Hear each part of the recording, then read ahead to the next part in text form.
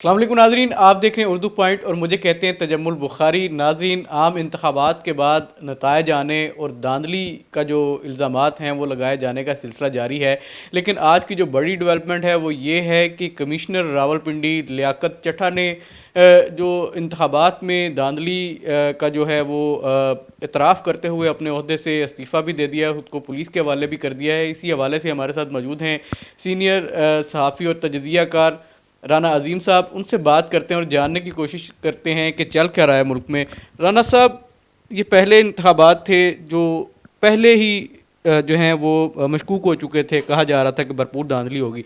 लेकिन ये जो डेवलपमेंट हुई है, कमिश्नर रावलपिंडी ने जो है इतराफ़ किया है, क्या देखते हैं? ये वाद इंतखाबात थे जो लंदन यात्रा से लेकर और 8 फरवरी तक इतने मुतनाज़ा हो चुके थे जिसकी इंतहा कोई नहीं। लेकिन उसके बाद एक ऐसी तारीख रकम हुई, मैंने इतने इलेक्शन कवर किए हैं, इतने रिज़ल्ट देखे हैं, लेकिन ऐसा कभी नहीं हुआ।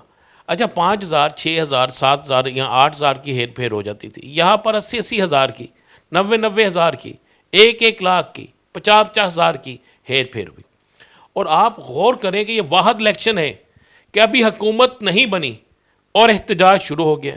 आपने कल जीडीए का एहतजाज देखा, आज भी जीडीए का एहतजाज आपने देखा, आज तहरीक इंसाफ के आपने एहतजाज देखे।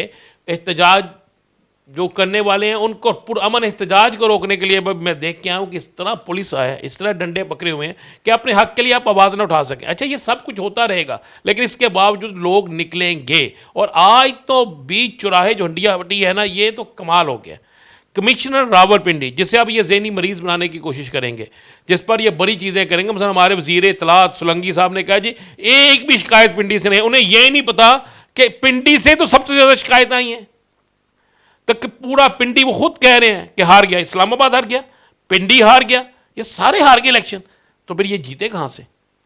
फिर इसका मतलब है वो जो दावा है कि इनके पास 17 सीटें हैं, उतनी ही इनके पास सीटें हैं, तो यही निकला है। अब तो ये वो मामला चल पड़ा है कि जिसके बाद आप ये कहें कि धांधली नहीं, बल्कि धांधली पकड़ी गई, धांधली करवाने वाले पकड़े गए, धांधली को प्रमोट करने वाले पकड़े गए, धांधली की सरपरस्ती करने वाले पकड़े गए। इसके बाद इख्तलाकन तौर पर मुस्लिम लीग नून को चाहिए कि जो उनके उम्मीदवार जीते हुए हैं इस्तीफ़े दें और फिर इस्तीफ़े देकर सुकून से घर चले जाए।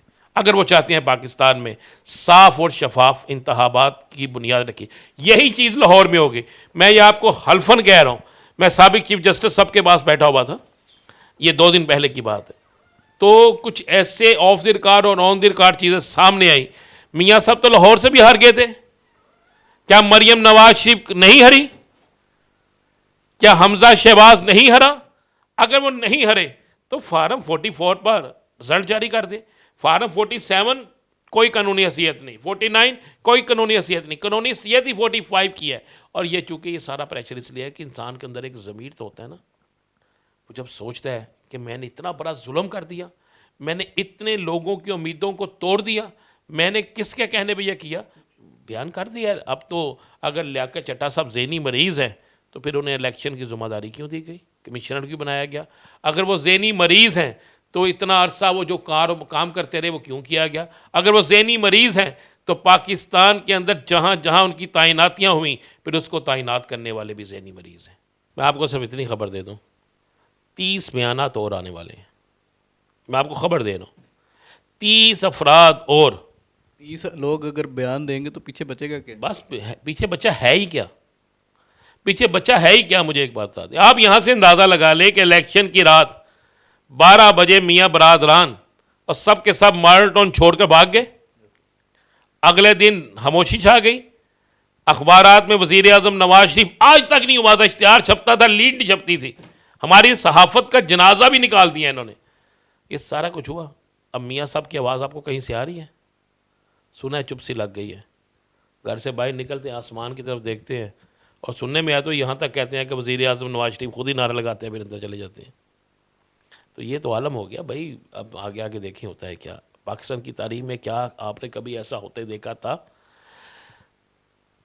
तहरीक इंसाफ ने जो मैरियट होटल में फार्म 45 साबित कर दिए हैं ना, उसके बाद तो अब होश के नाखुन लेने होंगे। अगर ये चाहती हैं कि पाकिस्तान के अंदर सियासी इस्तेहकाम आए तो फिर पाकिस्तान की सुप्रीम अदलिया से लेकर पाकिस्तान के हर अदारे को इस पर अपना रोल अदा करना। अच्छा राना साहब, जिस तरह तरीके इंसाफ ने फार्म 45 के साथ उन्होंने प्रेस टॉक की है, कल ही के दिन नून लीग के भी 4-5 लोगों ने, अता तारड़, मरियम औरंगज़ेब, ओन चौधरी और दीगर लोगों ने मीडिया टॉक की और उन्होंने कहा कि ये सब कुछ एवं ही हो रहा है, लेकिन इनमें से किसी के पास फार्म 45 नहीं है और ये मजीद है कि आप फार्म 45 नहीं फार्म 47 पे आए। फार्म सोट मैं ज़रा अगर ये सुन रहे हैं तो इनको बता दूं कि फार्म 45 और 47 होता क्या है। कानून कहता है जब इलेक्शन का रिज़ल्ट कंप्लीट हो जाता है, हर पोलिंग स्टेशन पर एक फार्म 45 जो है वो जारी किया जाता है, और जो फार्म 45 जारी किया जाता है उसके बाद वो फार्म 45 जो है वो जाता है प्रिजाइडिंग ऑफिसर के पास। वो तमाम उम्मीदवार जो इंटरेस्टेड होते हैं, पहले दूसरे तीसरे नंबर वाले, वो उनको या उनके चीफ पोलिंग एजेंट को बुलाते हैं और बुला के फिर उनके सामने फार्म 45 जो है वो रख कर देखते हैं कि इसमें कितने वोट हैं, इसमें कितने वोट हैं, इसमें कितने वोट। उसके बाद फार्म 47 तैयार होता है और इसके लिए 3 दिन का वक्त होता है। ये मैं नहीं कह रहा, ये इलेक्शन कमीशन का कानून कह रहा है, ये इलेक्शन कमीशन का आइन कह रहा है। तो फार्म 45 जो है वही असल फार्म है, 47 बिल्कुल असल फार्म नहीं है। 47 तो बनता ही फार्म 45 से है, और अगर 45 ही नहीं है तो 47 कहाँ से आ गया। ये जिन लोगों ने कल प्रेस कॉन्फ्रेंस की, जिन्होंने ये सारा कुछ किया, इन्होंने तो ये भी कहा कि जनाब ये जाली हैं। तो मैं कहता हूँ उनको तो, वो तो हुकूमत में है, उनको तो चाहिए इन सब पे FIR दर्ज करवाएं और इनसे लें और किसी इंटरनेशनल फर्म को भेजें। मुझे बताएं, क्या जितने गैर मुल्की मुबस्सरीन आए हुए थे वो झूठ बोलते हैं? पाकिस्तानी सारा मीडिया झूठ बोलता है, मोहम्मद मीर साहब से लेकर तलत हुसैन, ठीक है, आप तमाम उन लोगों को ले लें जो लोग थे, तो क्या वो झूठ बोलते हैं? अगर वो झूठ नहीं बोलते तो फिर झूठा कौन है, ये सबको पता है। अच्छा राना साहब, ये बताइएगा कि लियाकत चट्टा साहब ने जो एतराफ़ जुर्म किया है और उसके बाद अब चीज़ें कैसे चलेंगी? री इलेक्शन होगा, जनरल री इलेक्शन होगा, या सिर्फ वो सीटें जिनका एतराफ़ हुआ है या जो मशकूक हैं उन पर री इलेक्शन होगा? किस तरह से निज़ाम आगे चलेगा? देखिए, अब निज़ाम का इम्तहान है, अब निज़ाम चलाने वालों का इम्तहान है। वो इसे ज़हनी मरीज़ डिक्लेयर करते हैं या फिर पाकिस्तान के अंदर पाकिस्तानी अवाम की मंशा के मुताबिक वो इसका फ़ैसला करते हैं। ये 2 चीज़ें। अगर तो ये फ़ैसला हुआ कि अगर ये दुरुस्त कह रहा है तो फार्म 45 सामने लाया जाएगा। और आपको एक ख़बर दे दूँ, और बहुत सी कॉल्स भी रिकॉर्ड हो चुकी हैं, बहुत सा रिकॉर्ड बहुत से लोगों के पास आ चुके हैं। इसलिए अब ये ऐसा शिकंजा, ये कुदरत की तरफ देखें, एक इरादा इंसान बनाता है और एक फ़ैसला अल्लाह की ज़ात करती है। तो फ़ैसला वही होता है जो अल्लाह की ज़ात करती है। क्या बनेगा इमरान खान के मुकदमात पे? क्या देखते हैं कब तक उनकी जो है वो वापसी हो जाएगी सिस्टम में? मार्च के बाद आपको सिस्टम में बड़ी तेज़ी से तब्दीली नज़र आएगी, चाहे हुकूमत जिसकी मर्ज़ी हो। अब नून लीग हुकूमत से भाग क्यों रही है? ख्वाजा साद रफ़ीक साहब बड़े अच्छे आदमी, और मैं समझता हूँ, मैं उन्हें सलूट करता हूँ जिन्होंने अपनी शिकस्त भी तस्लीम की। क्यों भाग रही है नून लीग? आए इलेक्शन करें। मरियम साहबा को तो आज वज़ीर आला का प्रोटोकॉल भी मिल गया, हालांकि प्रोटोकॉल पहले भी मिला हुआ था इन सब लोगों को, आज तो बाज़ाब्ता मिल भी गया, सारा कुछ हो गया। तो चलें, करें यार, हुकूमत करें, चाहे धांधली ज़्यादा इलेक्शन हो, जो मर्ज़ी हो, क्योंकि इन्होंने धांधली को मानना नहीं। अगर ये धांधली को मान गए ना, मैं आपको बताऊँ, तो फिर तो सारा इलेक्शन ख़त्म हो गया ना। कोई एक सूबा मुझे बता दें, कोई एक जगह मुझे बता दें जहाँ पर ये सब कुछ नहीं हुआ। नून लीग जो है वो, जैसे ख्वाजा साद रफ़ीक हार गए, राना सनाउल्लाह हार गए, और भी बड़े नाम, जवेद लतीफ़, शेख रुहेल असगर, तो उसको इस तरह से प्रेजेंट करती है कि ये देखें कि हमारे ये लोग हार गए इसलिए धांधली नहीं हुई। तो क्या आपको लगता है कि ये तसल्ली जायज़ है? नहीं, बिल्कुल जायज़ नहीं है। ये ना एक बड़ी चीज़ को हराने के लिए ना, बड़ी चीज़ को छुपाने के लिए चंद लोगों की कुर्बानी देना पड़ जाती है, तो उन्होंने दी है, और कुछ नहीं है। चंद लोगों का रिज़ल्ट जो है वो तब्दील नहीं किया, बाकियों को कर दिया। ये इसलिए यही चीज़ है। अगर वो कहते हैं जनाब इलेक्शन बिल्कुल जेन्युइन हुए हैं, तो फिर रात को 12-1 बजे तक 5 पोलिंग स्टेशन के रिज़ल्ट हैं, और सुबह जब आंख खुली हमारी फजर के बाद तो पता चला 305 के हैं। वो कौन सी जादू की छड़ी थी, मुझे बता देना। अच्छा, फिर फार्म नेट भी बंद था। नेट भी बंद था। फिर फार्म 45 क्यों नहीं आया? 47 आ गया। 47 आ गया। कभी ऐसा हुआ है? तो फिर इनको जवाब तो देना पड़ेगा ना, इनको जवाब। अच्छा राना साहब, मियाँ साहब बड़े मोटिवेटेड थे, एक बड़ी मनज़्ज़म तरीके से तहरीक भी चलाई गई, लेकिन वो वज़ीर आज़म नहीं बन पाए। अंदरूनी साजिश का शिकार हुए हैं या बैरूनी साजिश का?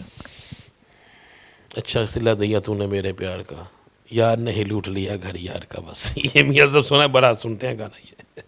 अच्छा, मौलाना फजल रहमान बड़े एक्टिव हुए हैं और ख़ास तौर पे वो बड़े नाराज़ भी नज़र आ रहे हैं, बयानात उनके जिस तरह के आ रहे हैं। तो क्या लगता है कि मौलाना फजल रहमान वाकई सीधे रास्ते की तरफ जा रहे हैं, ये भी कोई ट्रैक? रात कल से यू टर्न ले ली है। और मौलाना साहब के बयानात एक दिन और होते हैं, एक दिन और होते हैं, तो आप उनको छोड़ दें। असल तो आज का है।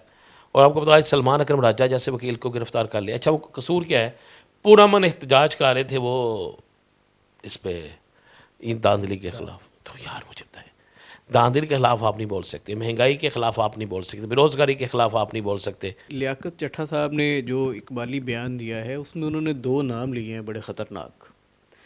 तो क्या ये सिलसिला इन्हीं 2 नामों पर रहेगा, आगे बढ़ेगा, क्या होगा? देखें इन्वेस्टिगेशन होनी चाहिए, पूरी होनी चाहिए। और मेरी जो इतला है कि लियाकत चट्टा साहब ने बहुत सी चीज़ें किसी और को दी भी हैं और बहुत से सबूत भी दिए हैं। वैसे तो नहीं उन्होंने सब कुछ किया। तो कोई बंदा उन्होंने अपनी ज़िंदगी दाव पे लगा दी है। ये अच्छा हुआ है कि वो पुलिस की हिरासत में, नहीं तो कोई मार देता तो कह देते खुदकशी हो गई है।